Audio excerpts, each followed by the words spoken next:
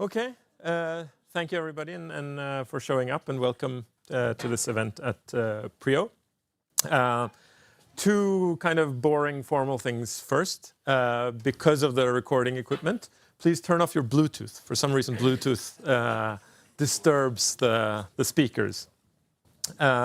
Second of all, since a lot of people want to listen to this, there is a streaming setup as well. So if for some reason you don't want to be in the camera, this is your chance to move backwards in the room. But otherwise, it's us on the panel that's going to be in the camera. So generally, no worries, but it's good to know. I'd like to say that it's a great honor for us at PRIO to once again host UNRWA Commissioner General Philippe Lazzarini. Mr. Lazzarini has led UNRWA through what is really the most difficult time in the agency's history. And that's coinciding with what I would argue is the most difficult time in Palestinian history.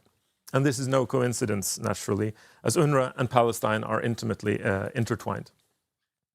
Now, knowing that you have a very tight schedule, working in extremely difficult circumstances, I want to take the opportunity to simply laud you for taking the time to engage with us here. I think that's very important. And there's always a danger that these things, which are extreme tragedies, become forgotten because so much happens on the world stage. And we cannot allow what happens in Palestine to be forgotten. I will now give you the stage, and following your introduction, I will give some comments of my own, and then I will follow up with some questions which I think you will have ample time to discuss. So with that, Commissioner General, the floor is yours. Thank you so much. You want me to say here? Wherever you want, however you know. Maybe I stand up.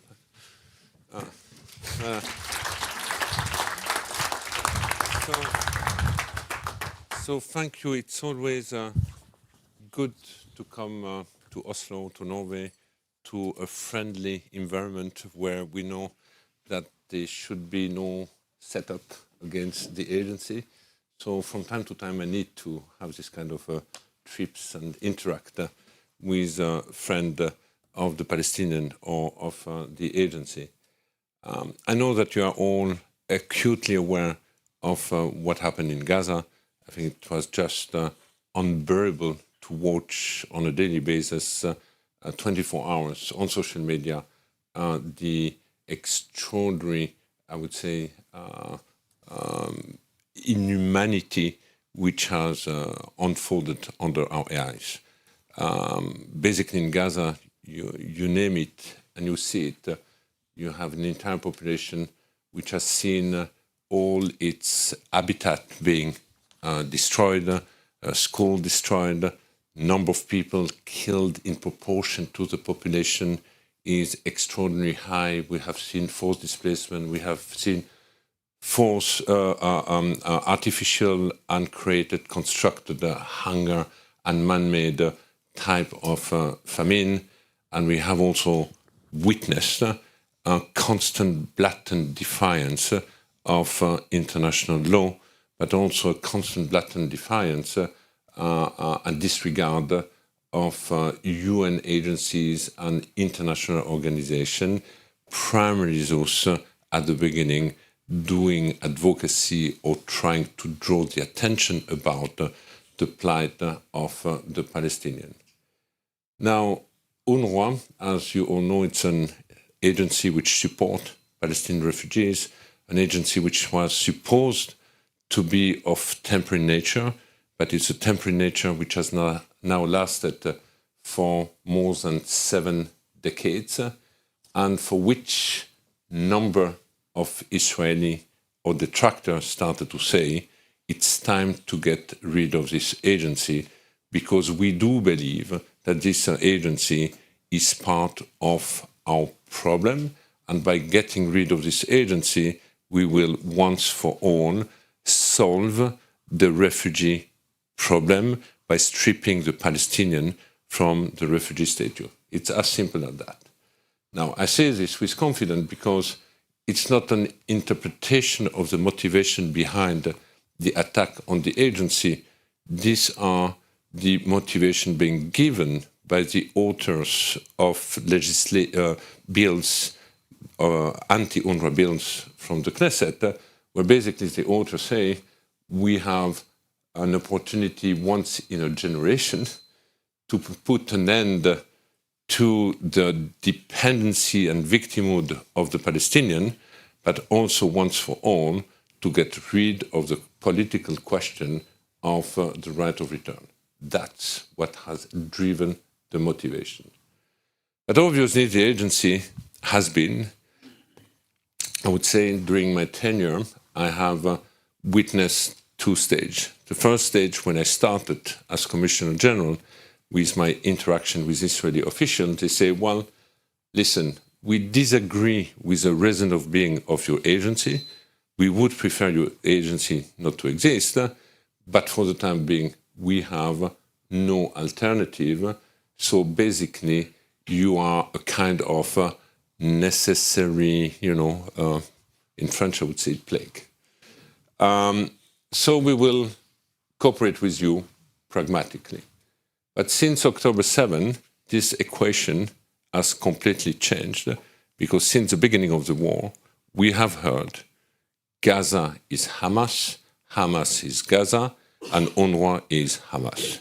So we were part of this equation, and hence we have become an objective of this war to dismantle once for all the agency. We have been, over the last 2 years, over huge attack.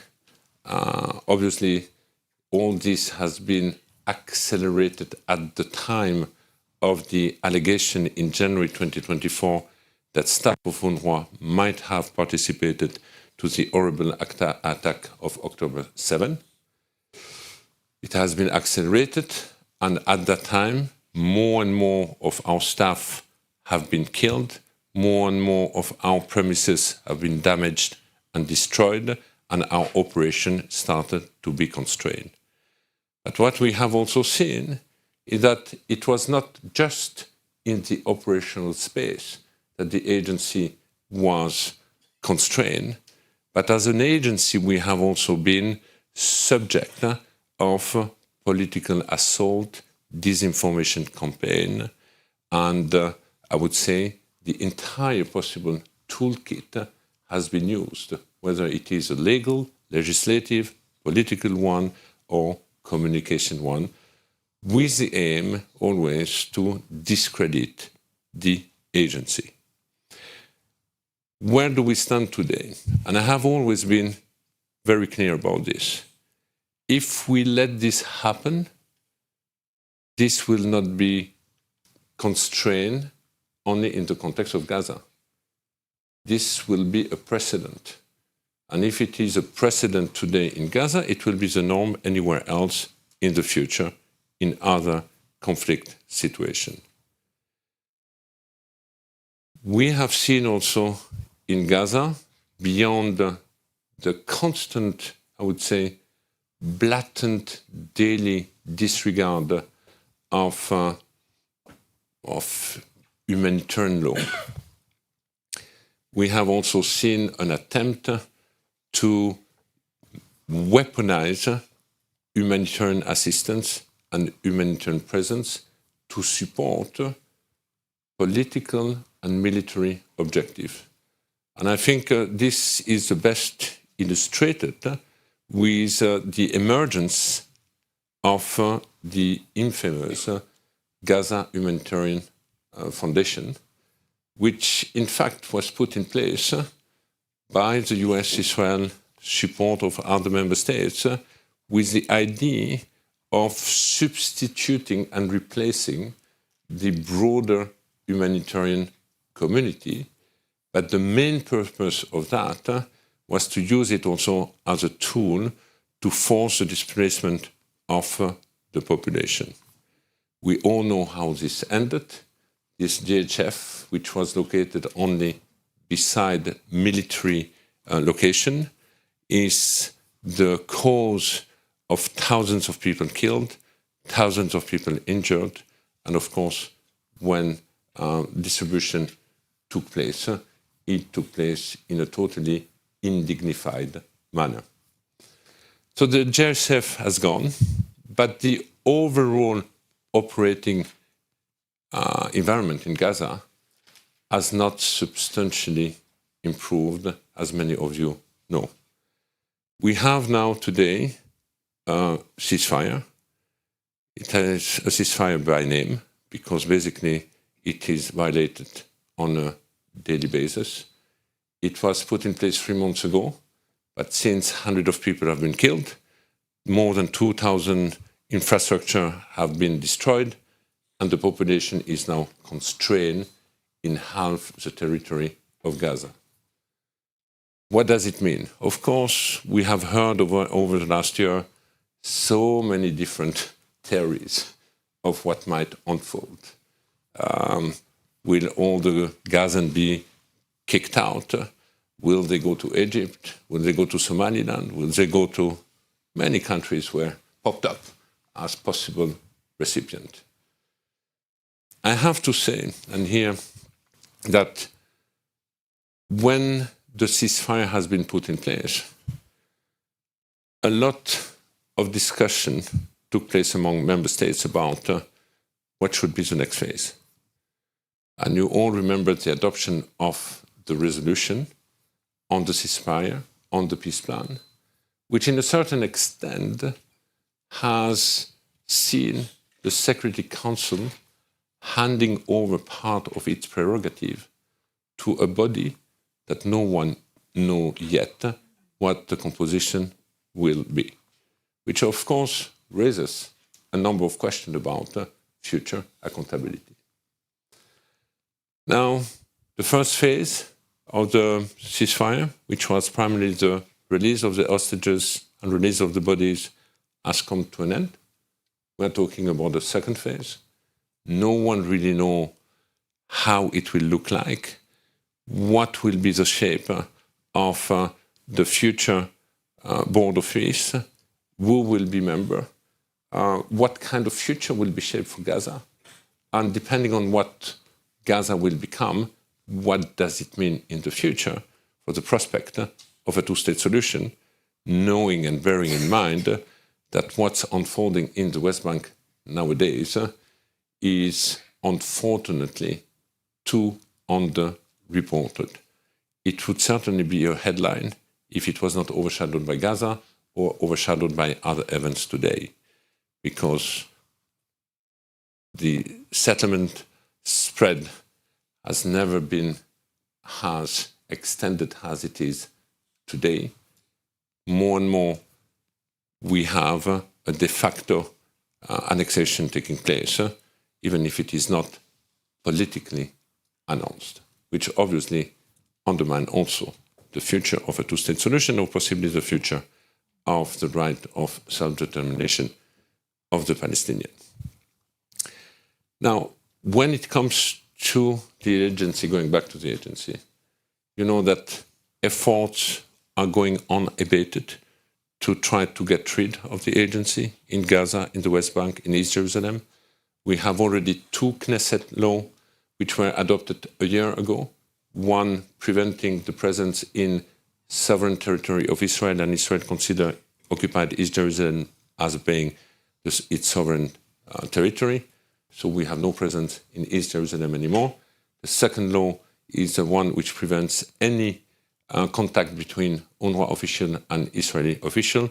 As a consequence, we have no international presence anymore because we cannot process visa, because that would be an administrative and bureaucratic relation. And we have a new law, which has been adopted only a week or 10 days ago, which gives instruction to the electricity and water company to cut off water and electricity to our main headquarters in Jerusalem and our main vocational center for the West Bank, located in East Jerusalem, called Calandia, and also ordering the authorities to seize the land, which means in defiance of privilege and immunities, but also in defiance of the latest ruling of the International Court of Justice. We, as UNRWA, and I, I'm focusing now all my attention to ensure that operational space be maintained and preserved in the context of Gaza and the West Bank. I keep telling colleagues, obviously, the temporary nature has to come to an end, but it should not end abruptly by just being kicked out. It should end with a phased plan by preparing, capacitating, and empowering future Palestinian institutions, which can, after that, take over our public-like services.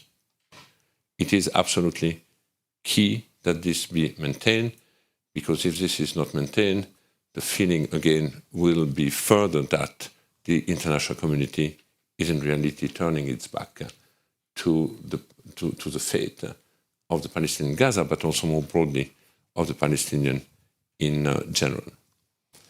Meanwhile, I know that in the past I talked a lot about the financial situation of the agency. It goes without saying that it is dramatic. I had in 25 to put in place drastic austerity measure, which allow us to avoid 170 million of spending. But our environment is further compounded by the fact that two main donors, US and Sweden, have stopped the funding to the agency. That compounded by the fact that the reaching out of parliament government by Israel and detractor are having an impact in some donor base where government are becoming more hesitant, so the tendency is to decrease the envelope. And thirdly, the main reason is also the broader ecosystem, which is impacting now every NGOs or UN agencies with a significant cut that we have seen could go up to 50%. I think I will stop here. I just wanted to flag a few issues, but let's have a conversation. Thank you.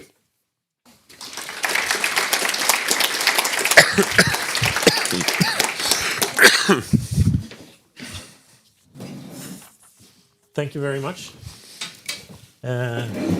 Depressing, but if it wasn't, it wouldn't be honest. I would like to have a few of my own comments before before I ask you some questions. I think I would like to start with Gaza, because there is really no coming around the fact that over the past 2 decades at least, the Israeli blockade of Gaza has increasingly meant that UNRWA has had to shift significant weight of its work from focusing on education, which has really been kind of the hallmark of UNRWA for decades, to also delivering direct humanitarian aid to Palestinians, who in many cases have no other lifeline. And the war on Gaza, which increasingly, and for very good reason, is termed a genocide, has made this even more acute. And the various attempts to destroy UNRWA, whether financial, political, or even military means, as you've talked about, is really part and parcel of a deliberate strategy of starvation, which, of course, has somewhat been alleviated by the ceasefire, but not entirely, and a destruction of Gaza's infrastructure to the extent that Gaza really is made unlivable. The unprecedented level of violence directed at UNRWA is, as you said, a threat to the entire humanitarian and multilateral system as a whole, because it has accelerated a trend whereby humanitarian actors have reduced protection in conflict settings. And it is worth noting here that the almost 400 UNRWA staff, and this is an extreme number, 400 UNRWA staff have been killed by Israel since 7th of October 2023. And to my knowledge, all of them are Palestinian. You might correct me if some That's are correct. not, but all of them are Palestinian. And it is also worth noting that UNRWA staff have been killed at approximately the same rate as the rest of the Gazan population. That means that a shocking 3%, according to official statistics, of all Palestinians in Gaza have been killed, and approximately 3% of all UNRWA staff in Gaza have been killed in that period. And at least for the estimate of killed for the Gaza's population, this is a low estimate. Now, statistics, of course, are but a dry rendition of the absolute human disaster, which is impossible to put into words. And I think this speaks to a very important point, namely that the systematic attack on UNRWA is also an attack on the very fabric of Palestinian society. Those staff that have been killed are teachers, they're healthcare workers, and they're breadwinners for their families. And to put into context, UNRWA is one of the largest employers in the Palestinian occupied territory, so it means really a destruction of a large part of Palestinian society. Now, by failing to protect UNRWA, the international community has been failing the Palestinians, but it has also opened the floodgates for broader attacks on the international system we claim to uphold. The protection of humanitarian actors in other conflict settings can no longer be taken for granted in light of what has happened in Gaza. What happens in Gaza in this sense does not stay in Gaza. The current Israeli laws demanding not only the seizure of UNRWA land, closing down of UNRWA facilities, but also that all international organizations who want to work in the occupied Palestinian territories must hand over all information about their staff or be denied entrance, is really an expansion of the laws already banning UNRWA, and of course they directly affect UNRWA, undermining its operations, but also directly affecting all other organizations which work in the Palestinian areas. Humanitarian organizations and aid agencies simply cannot accept such regulations, and it puts all these agencies in an impossible dilemma. Now, when that dilemma forces them out, Palestinians suffer, and Gaza, as well as the West Bank, become even more unlivable. War on aid is a continuation of war by other means. And in that war, UNRWA has been one of the main Israeli targets. So this really brings me over to the start of my questions to you. I have two I want to start with, and then depending on time, I have a long list to go through, which I think all of them we could spend a lot of time on all of them. My first question relates to what's we call the ceasefire, and I think you made it very clear that in many regards it isn't, both in terms of the amount of military action that happens during the ceasefire. It's worth noting, for instance, an article in the New York Times yesterday which showed that 2,500 Palestinian buildings have been destroyed during the ceasefire. But taking this aside, and let's call it a ceasefire for the sake of argument, did contain a promise of aid delivery and an opening up of the Rafah crossing. Can you tell us a little bit more about how UNRWA and UNRWA's ability to work has been impacted by the ceasefire structure? And to what extent UNRWA has been involved in discussions about kind of a more long-term political process following the ceasefire, since that is very much lifted forward when it's discussed, but details are vague. And the other question I want to raise more broadly is, for understandable reasons, what we most often hear talk about when we're talking about UNRWA's relationship to actors outside of itself is how it relates to Israel, because of natural reasons, and how it relates to the donor community, because the necessity of securing funding. But there are two other core actors which are kind of absent in this type of discussion, and they are the ones that are mostly affected by the deep cuts, including reductions in services, salaries, and most alarmingly, the potential collapse of the agency, which is always an overhanging threat. And that is the host states and the refugees themselves. So if you could say a little bit about how these two sets of actors have really been affected by the current climate. Thank you. Broad question. Thank you. As you say, for the sake of the argument, we talk about a ceasefire, but there are military operations taking place every day, and every day you have people being killed. But since the ceasefire, as an agency, we have been able to extend geographically the presence of the delivery of our activities. We have been able to go back to the north of Gaza, which we were not before the ceasefire, for example. Now, as an agency, and I think it's important to stress this, Israel is trying to promote the narrative that UNRWA has been replaced.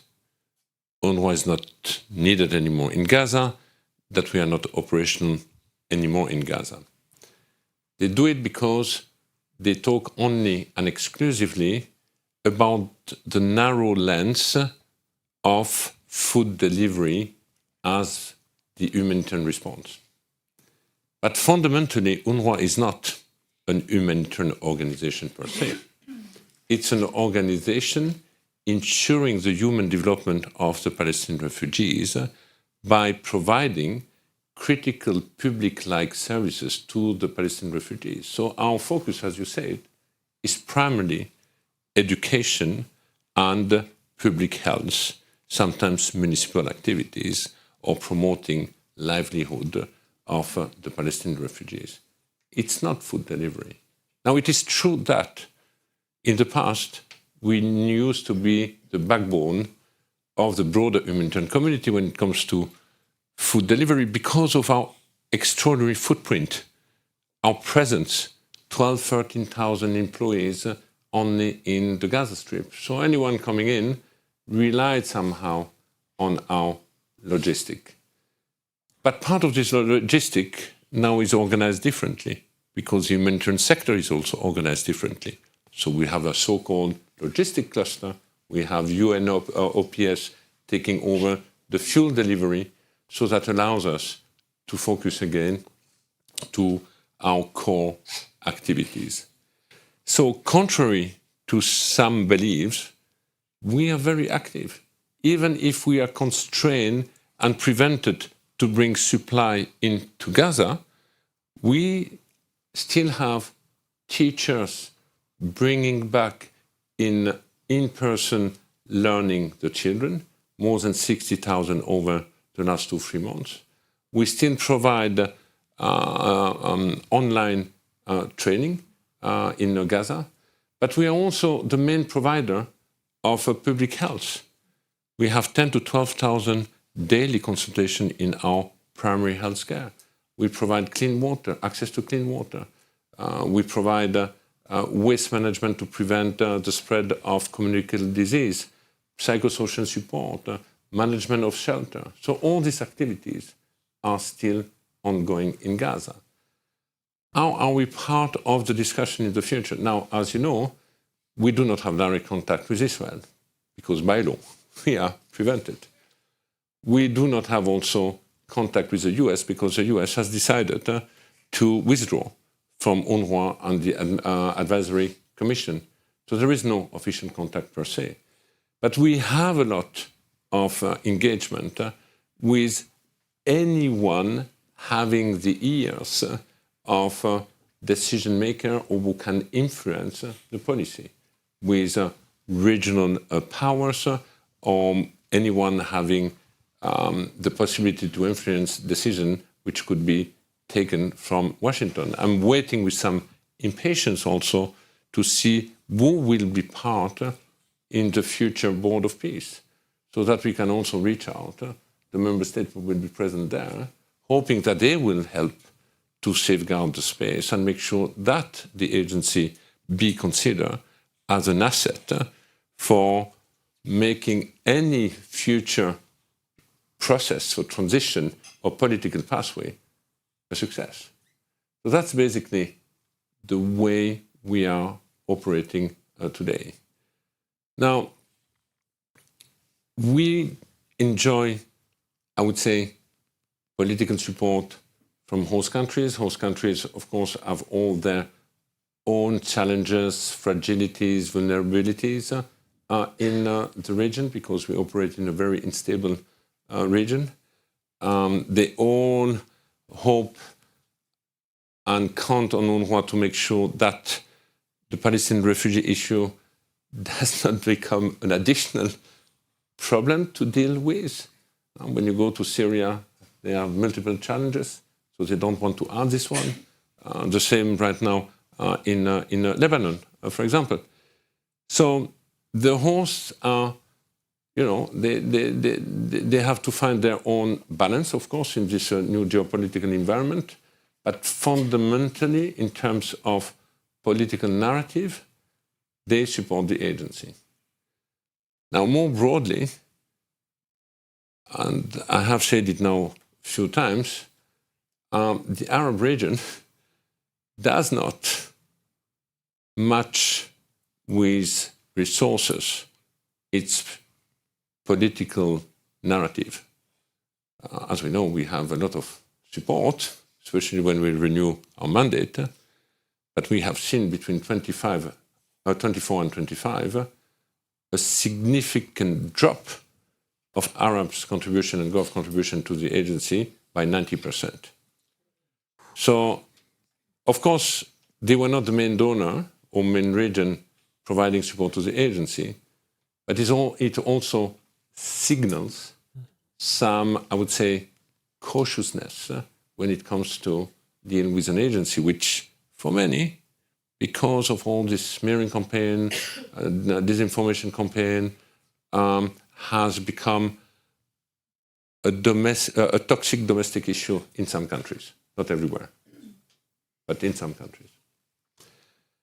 Now, when it comes to the communities, there is a deep, deep sense of anxiety, a deep, deep feeling that in reality, the international community is turning its back. And the weakening of our agency is felt and perceived through this lens. There is no doubt. So it fuels even more despair, even more distress among this population. I think there were two points you've made there that I think are both very, very good, but they also really connect to two other questions I had. So the first, really, because we've had conversations multiple times over the years when I've been working on my research on UNRWA, and one thing that strikes me is that we always return to this issue of kind of a discrepancy between the weight of the mandate renewal and the commitment to funding the organization. Yeah. Where every third year the UN, as a body, renews UNRWA's mandate. But the countries that vote for the renewal of the mandate, they don't necessarily commit to funding the mandate. This has kind of been like a stable factor for UNRWA's entire life. But of course, there are certain oddities in this. One thing is the rich Arab states that talk a lot about this, but then don't put money on the table. But another one, and I think more importantly in terms of a shift now, is that you see countries that have previously been huge donors, and the US we know has been shifting for a while, but Germany now abstained in the mandate renewal vote. Germany has kept up giving money, but this means that there's also a shift in kind of legitimacy move. And I'm curious to hear your thoughts on how this has, how this shift in the mandate giving also affects the possibility of securing funding. I don't think that the shift of the voting in this mandate renewal has impacted the funding. And I have to say, I prefer a situation of a country abstaining but remain the main contributor of the agency and provide the resource than supporting the renewal but stopping the funding right now. So, we have different type of situation. We have countries who have stopped the funding but say that they continue to support politically. We have those who prefer to abstain politically but continue to provide resources. I have to say, when it comes to our more traditional donor base, domestic consideration will explain some type of behavior. And I think I said already last time when I came here, I also always look with some anxiety the outcome of election in our donor base, because depending on the outcome of election or depending on the type of coalition which will be put in place, we know if the support will resume, continue, or be discontinued, basically. And we have it not very far from here. And the other point you raise, which I think is also a really important one, is of course any cuts to the agency will directly affect the host states and the refugees, most importantly.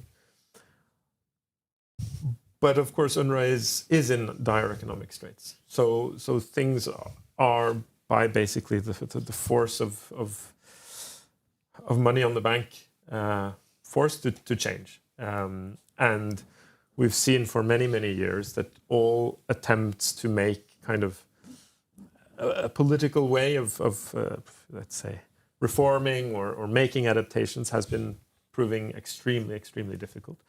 But now that the money is really on a shortfall, it kind of forces a situation that's not necessarily prepared for, because in the mandate renewal, there is no answer. The host states don't provide an answer. Nobody's willing to really provide an answer. And this leads to a very dramatic kind of situation just unfolding. So as somebody who tries to follow this rather closely, I must admit it is still very difficult for me to understand exactly, on a weekly or monthly basis, exactly how dire is the economic situation. We just know it's extremely difficult, but exactly how dire is it? And what does that mean? So I'd really like to just hear your thoughts on, just say a little bit about what exactly is the financial situation and what does that mean for some of these settings in practice? Well, as of today, I can tell you that, and I don't speak about budget, I speak about cash flow. We have a shortfall of cash flow for this year of $220 million, which means 4 to 5 full months, 4 months of full operation. And this is based on our best estimate, information provided by the donors on what they would be willing to pay. Which means, while our budget and all the services we are providing, let's say, would cost $800 million, we have today insured $450 million.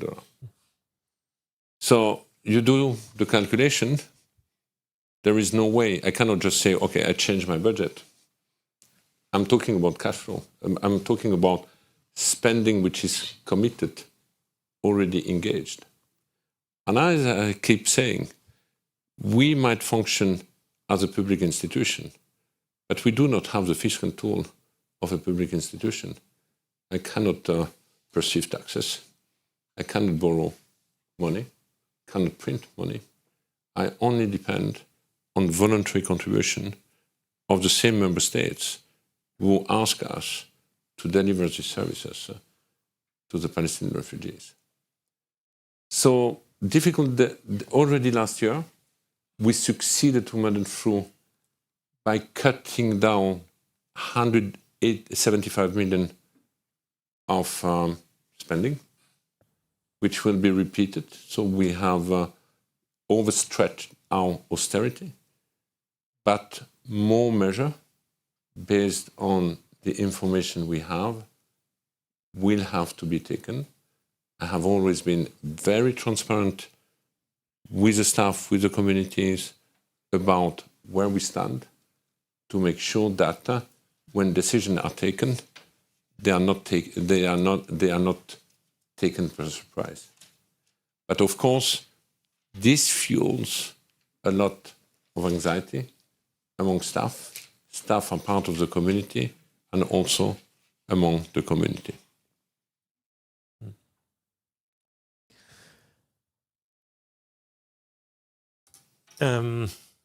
So I would also like to follow up one of the things you talked about, the disinformation campaigns, and I think this is, really vital to understand both the tragic situation that's happening on the ground, but also in terms of the shortfall of finances, because they play into these domestic issues that you're talking about, where donors don't support UNRWA. And last time you were here, we did a podcast with PRIO. You made it very clear that these allegations reach UNRWA the same way they reach the rest of us. They reach UNRWA through the media. They reach UNRWA through social media platforms. And at the time we spoke, I forget how many weeks had passed since the allegations came, but you had not received any documentation. But of course, that tends to be enough for funders pull away. I'm really curious to hear how much that has changed in the sense, are you getting more information, or is the kind of information flow to you happening along the same lines as them? Few comment on this. No, we are not receiving more information.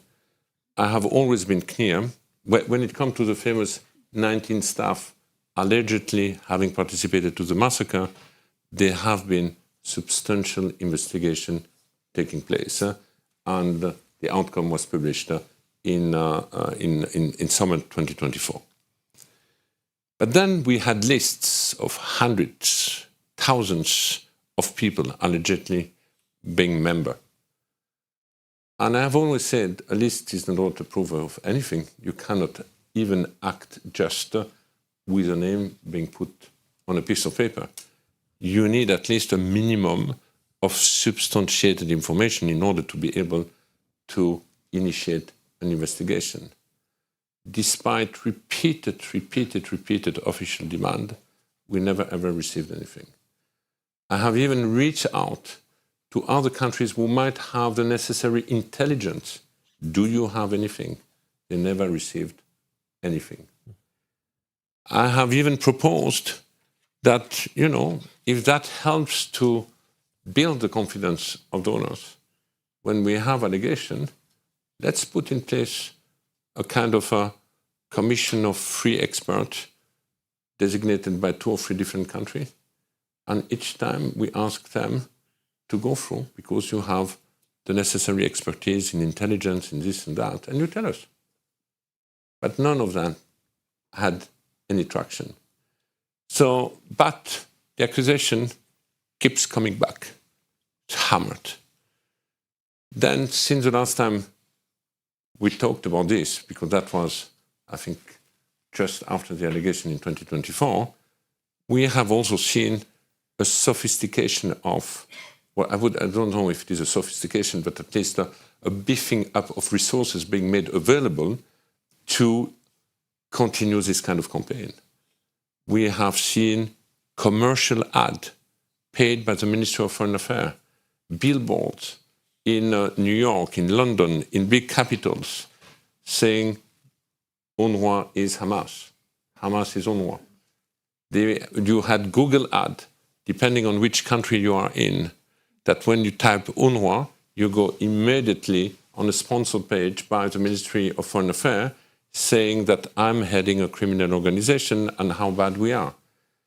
You have a lot of resources which have been made available.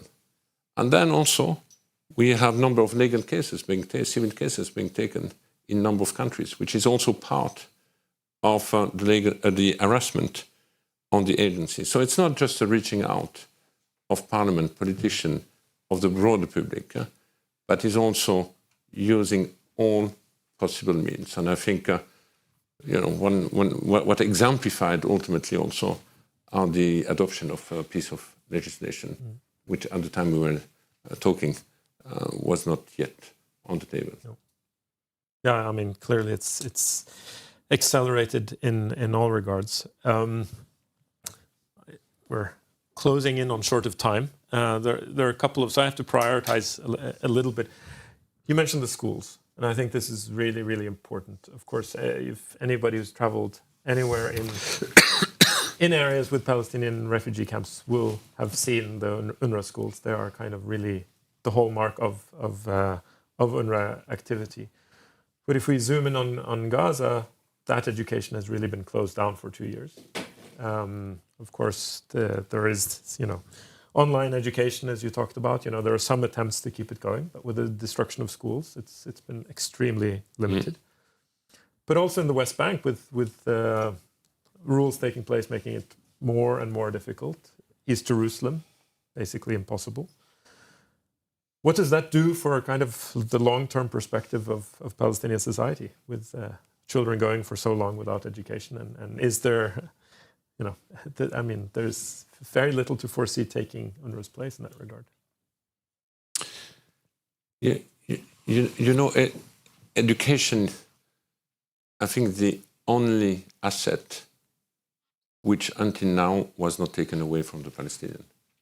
The land was taken away, their houses were taken away, they have been forcibly displaced, but they have always shown, expressed great pride in education.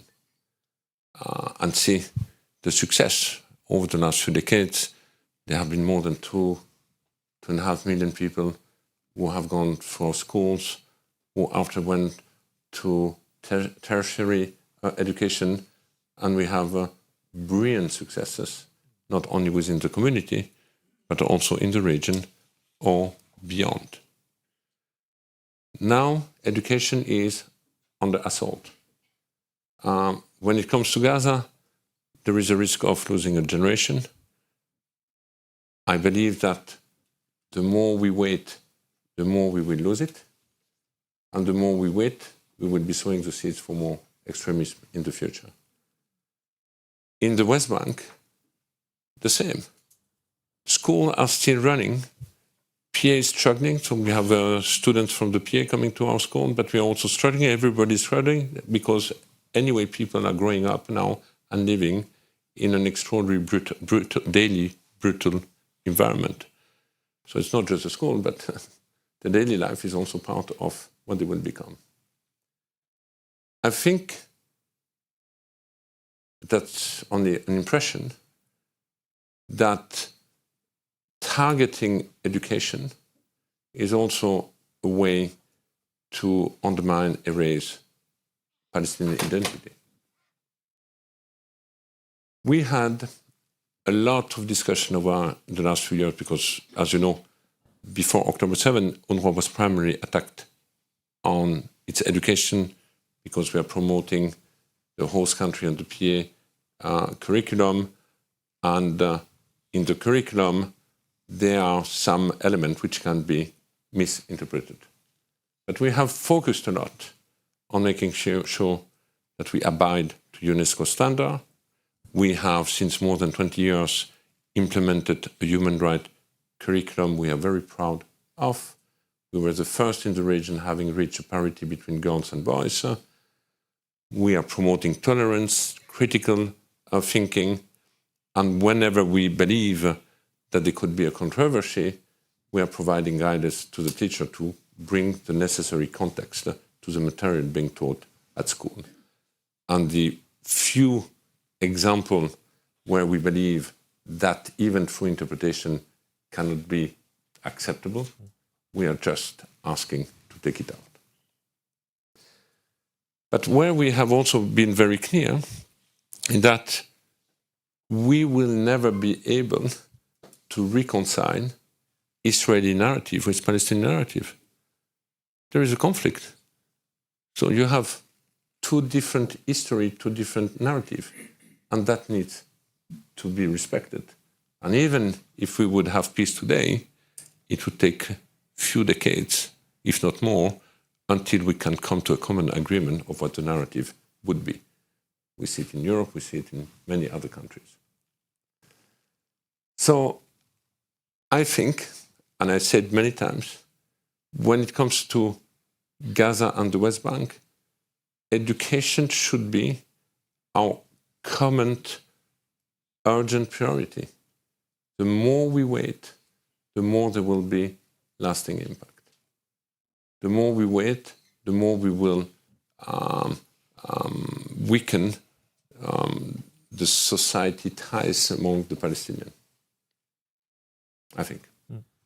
I think this is a very, very clear and very serious point. I mean, that the destruction of education is extremely dire, and I think, unfortunately, it does not get enough traction in the news because it doesn't have the same kind of instant news story event as a bombing or a starvation, obviously.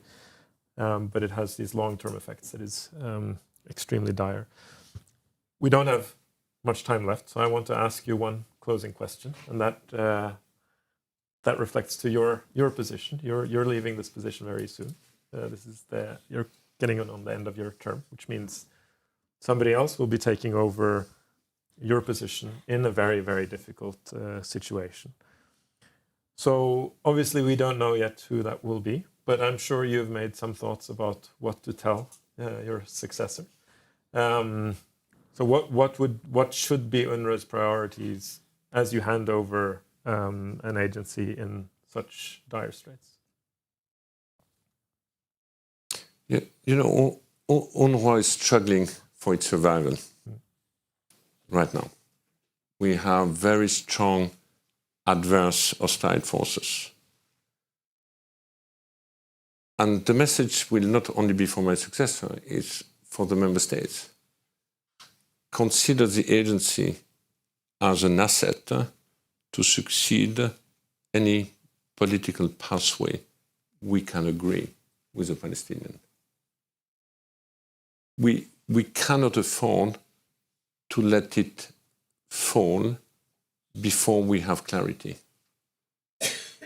And clarity, I hope, if we are genuinely committed now to prevent the recurrence of violence and war in the region, might come through this new mechanism. Of course, we all have our question, our doubt, and so on, but for the time being, we have nothing else in place. I will also tell my successor that whatever we do needs to be placed in its political environment. We need to understand the political environment. I believe that if we deal with UNRWA in isolation, the agency will be far too vulnerable and no one will really pay attention, and those who will pay the price ultimately will be the Palestinian refugees community, one of the most destitute in the region, and then this will have repercussion in the various host country environment. And this is also one of the reasons why over the last 18 months I have made sure that we be part of any discussion related to the Global Alliance for the Two-State Solution. We be part to that we be featured in the New York Declaration, because that's the only way to shield the agency. The resolution and the renewal of the mandate is not enough. We need to be shielded within a political framework to be able to deliver on our services. Commissioner General, thank you very much for your time. Thank you.